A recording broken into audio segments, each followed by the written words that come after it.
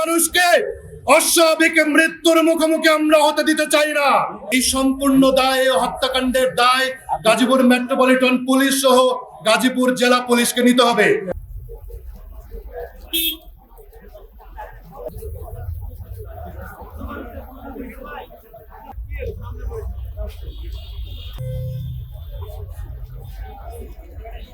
একটি মৃত্যুভোগে পরিণত হয়েছে, এটি একটি গোরস্থানে পরিণত হয়েছে।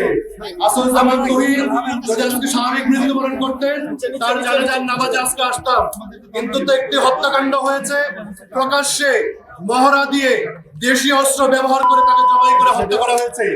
তারপরে গাজীপুর মেট্রোপলিটন পুলিশ কিভাবে দায় না নিয়ে থাকতে পারেন সেটি আমরা রাজনৈতিক নেতৃবৃন্দ, সামাজিক সংগঠনের নেতৃবৃন্দ দেখব।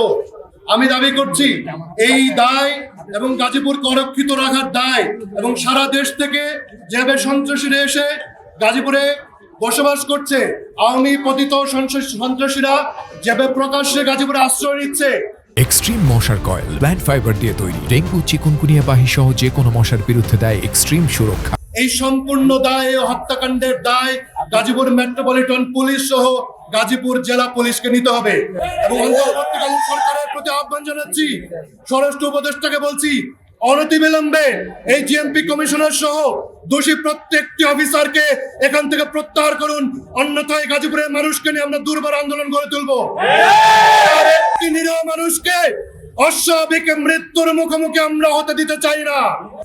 আমাদের বিএনপি, জামাত সহ অন্যান্য রাজনৈতিক দলের নেতৃবৃন্দ এখানে আছেন, আমরা প্রত্যেকে কমিটেড। আমাদের ইসলামী আন্দোলন সহ অন্যান্য রাজনৈতিক দলের নেতৃবৃন্দরা আছেন। আমরা কোনোভাবেই গাজীপুরে কোনো নিরীহ ভাই বোনদের মৃত্যু হত্যাকাণ্ড বরদাস্ত করব না।